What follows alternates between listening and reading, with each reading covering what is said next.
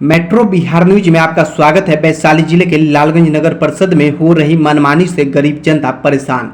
जी हां, हम बात कर रहे हैं लालगंज शहरी क्षेत्र में मिलने वाले प्रधानमंत्री शहरी आवास योजना की, जहां नगर क्षेत्र के सैकड़ों लोगों को प्रधानमंत्री आवास योजना के अंतर्गत दूसरे तल्ले यानी छत पर मकान बनाने के लिए पूर्व के कार्यपालक पदाधिकारी के द्वारा कार्य आदेश लोगों को दिया जा चुका है। वहीं वर्तमान के कार्यपालक पदाधिकारी ने दूसरे तल्ले पर बनने वाले पीएम आवास योजना पर रोक लगाने की बात कही है।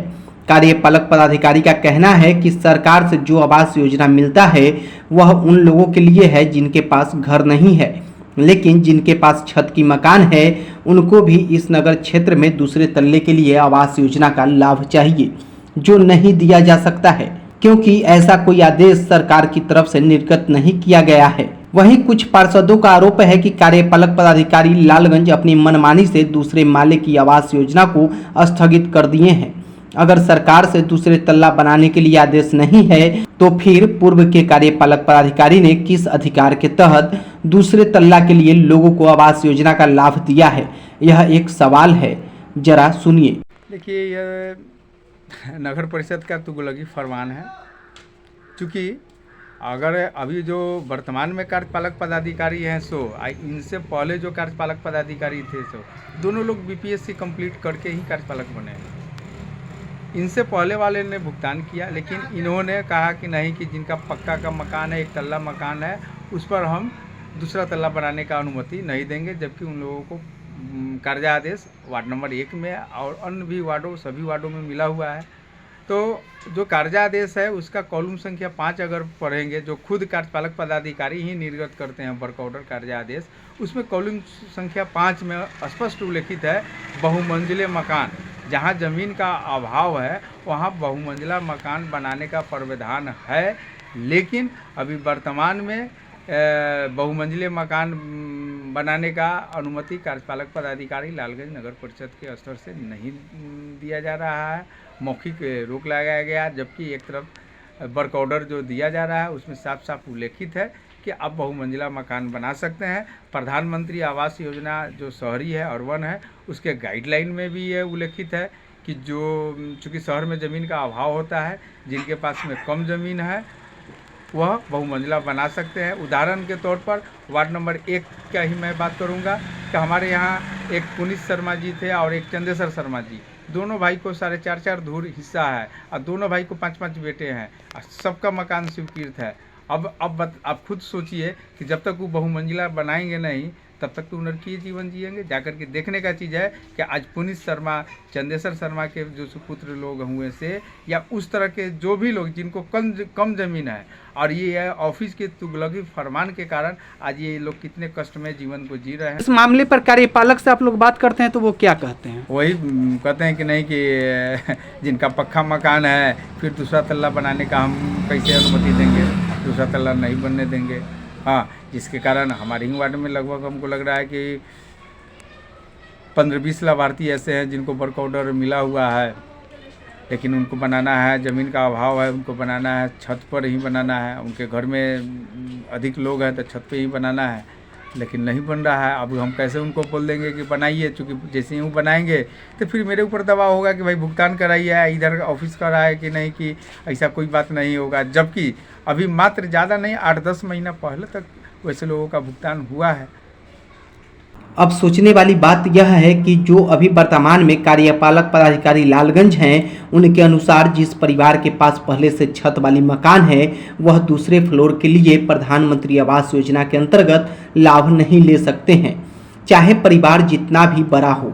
लेकिन हकीकत इस नियम को ठेंगा दिखा रहा है। अब सवाल ये है कि या तो ये सही वो गलत, या फिर वो सही ये गलत। मतलब या तो दूसरे माले के लिए भी आवास योजना का लाभ मिलता है या फिर नहीं मिलता है। दोनों ही परिस्थितियों में किसी एक में भ्रष्टाचार की बू तो आ रही है।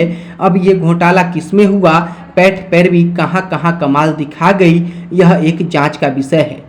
और अगर ग्रामीण क्षेत्रों की बात करें तो वहां धड़ल्ले से छत वालों और गहरी पैठ वालों को आवास योजना का लाभ मिल रहा है। आज इन्हीं मामलों को लेकर पुरखौली पंचायत से लालगंज बीडीओ के यहां एक आवेदन भी दिया गया है। हालांकि प्रधानमंत्री आवास योजना लूट खसोट और भ्रष्टाचार का अड्डा बन चुका है।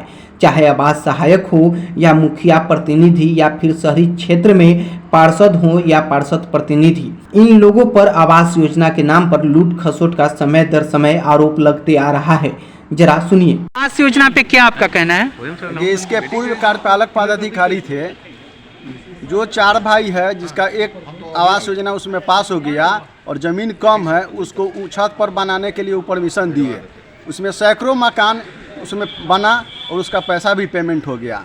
वो ट्रांसफ़र हो गए। दूसरे कार्यपालक अभी आए हुए हैं, 4 महीना से 2 महीना से ट्रेनिंग पर गए, उसके बाद आए हैं। कब आते जाते हैं उनका कोई टाइम टेबल नहीं है। 2 दिन हम बैठे हैं, एक एप्लीकेशन भी हम लगा के दिए हैं कि मेरा 1.5 साल से कागज़ मिला हुआ है, फिर मेरा किस कारण से योजना लटकाए हुए हैं। अभी तक मुझे कोई रिस्पांस नहीं मिला है। और जो पैसा दिया 25,000 रुपया 30,000 रुपया हर वार्ड कमिश्नर लिया, जो पैसा खाया उसका मकान बना, और जो नहीं दिया उसका पैसा आज तक नहीं मिला। आवास योजना के नाम पर यह बात अलग है कि राजनीति करने वाले लोग अधिकारियों को बदनाम करने हेतु कुछ झूठ और सच का सहारा भी लेते हैं। आज हमने इसी झूठ और सच को सामने रखने के लिए लालगंज कार्यपालक पदाधिकारी से बात करने की कोशिश की। उन्होंने आवास योजना के नियमों के बारे में क्या बताएं, जरा सुनिए। सर, दूसरे तल्ला की आवास योजना का क्या प्रावधान? उसके लिए हम लोगों ने जांच करवा रहे हैं कि क्या कितने लोगों को, वैसे लोगों को वर्क ऑर्डर इशू हुआ है, और जो ऊपर में चूँकि भवन निर्माण बनाने की स्वीकृति नहीं है, अगर ऐसे कोई लाभुक दावा करते हैं कि पूर्व में स्वीकृति मिली है तो वो हमारे पास दस्तावेज दें और मैं ज़रूर उनका निराकरण करूंगा।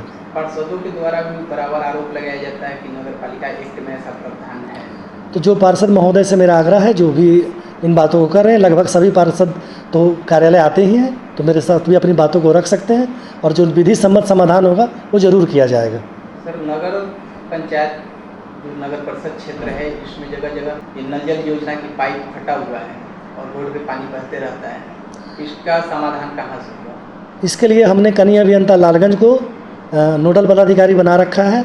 किसी भी पब्लिक को या कोई भी आम जनता हो या कोई और प्रतिनिधि हो या लाभुक हो, किसी को भी अगर इस तरह की चीज़ें संज्ञान में आती है तो मौखिक तौर पर, टेलीफोनिक तौर पर या रिटर्न में हमारे कार्यालय में नोडल अधिकारी को या किसी भी कर्मी को जो कार्यालय में बैठते हैं नीचे जन शिकायत कोषांग में, उनके पास अपना मामला दर्ज करा सकते हैं और उसका तुरंत ही त्वरित कार्रवाई से समाधान किया जाएगा।